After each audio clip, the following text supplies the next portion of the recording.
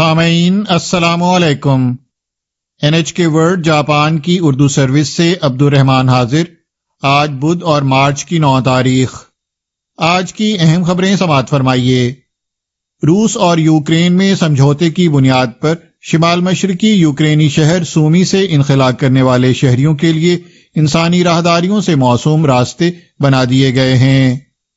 امریکی دفاعی حکام کا کہنا ہے کہ روسی دستے کم از کم 3 سمتوں سے دارالحکومت کیف پر یلغار کر رہے ہیں۔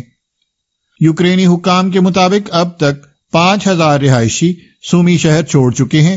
وہ اس طرح کی پہلی راہداری کے راستے جنوب میں پولٹاوا کی جانب سفر کر رہے ہیں۔ اطلاعات کے مطابق روس نے کیف، خرکیف اور ماریوپول سمیت 4 دیگر شہروں کے رہائشیوں کے انخلا کے لیے بھی ایسی ہی انسانی راہداریاں کھولنے کی پیشکش کی ہے۔ ایک اعلیٰ امریکی دفاعی عہدیدار کا کہنا ہے کہ روسی افواج یوکرین پر دباؤ بڑھا رہی ہیں۔ انہوں نے بتایا کہ کیف پر قبضے کے لیے شمال کی جانب سے ہونے والی روسی پیش قدمی روک دی گئی ہے، تاہم جنوب سے یلغار کرنے والے دستوں کی پیش قدمی جاری ہے۔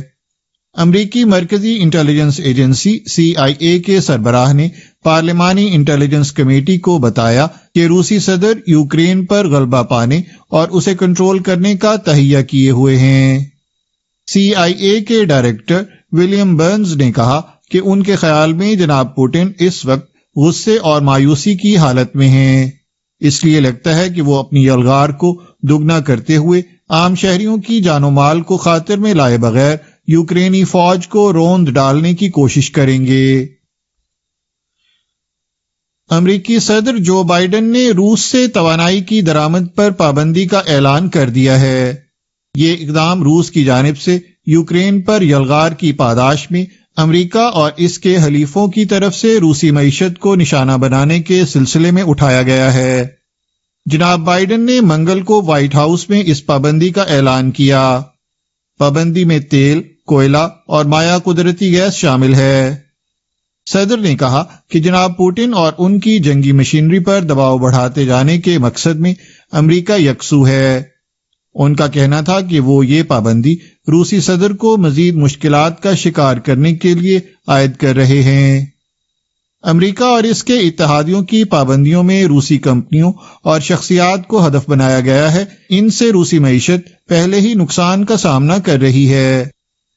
جناب بائیڈن نے اعتراف کیا کہ توانائی پر پابندی کے بوجھ کا کچھ حصہ خود امریکی خاندانوں اور کاروباری اداروں کو بھی برداشت کرنا پڑے گا۔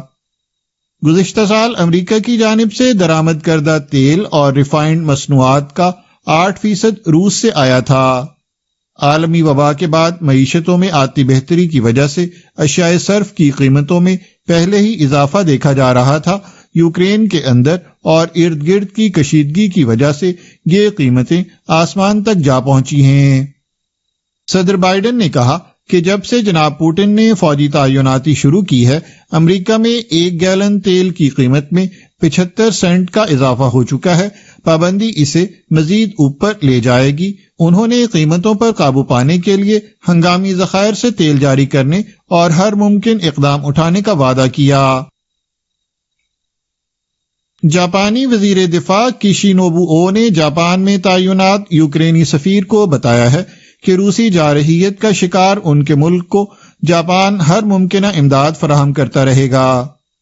انہوں نے بدھ کو ٹوکیو میں یوکرینی سفیر سرگئی کورسنسکی سے ملاقات کی۔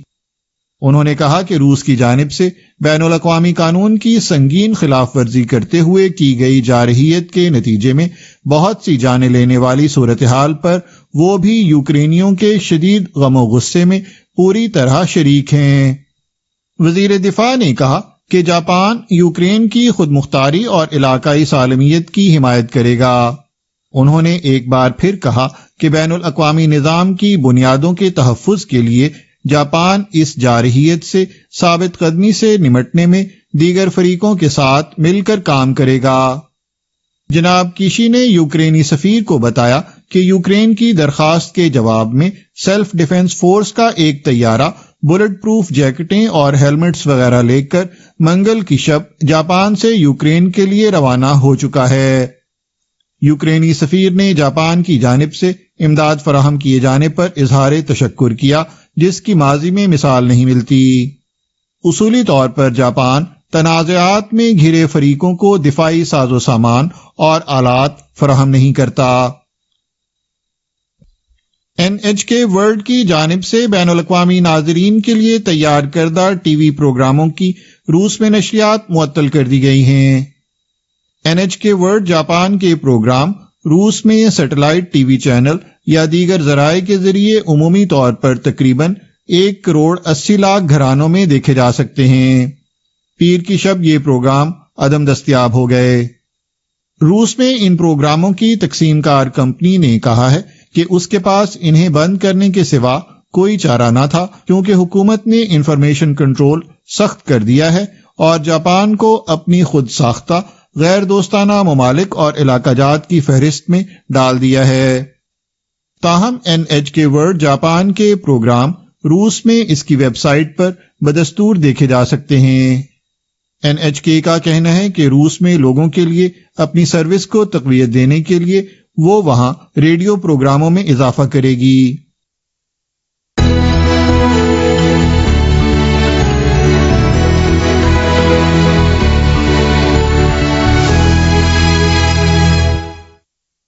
یہ خبریں آپ NHK ورلڈ جاپان کی اردو سروس سے سن رہے ہیں، اور اب پیش خدمت ہیں آج کی باقی خبریں۔ جاپان کے بچوں کے ڈاکٹروں کے ایک گروپ نے جنگ سے پریشان ملک یوکرین کے جدوجہد کرتے ہوئے والدین کی مشاورت اور ان کی اخلاقی حمایت کے لیے یوکرینی زبان میں ایک ویب سائٹ بنائی ہے۔ ویب سائٹ پر مختلف معلومات فراہم کی گئی ہیں، مثلا یہ کہ پناہ گاہوں میں چھوٹے بچوں کی دیکھ بھال کس طرح کی جائے۔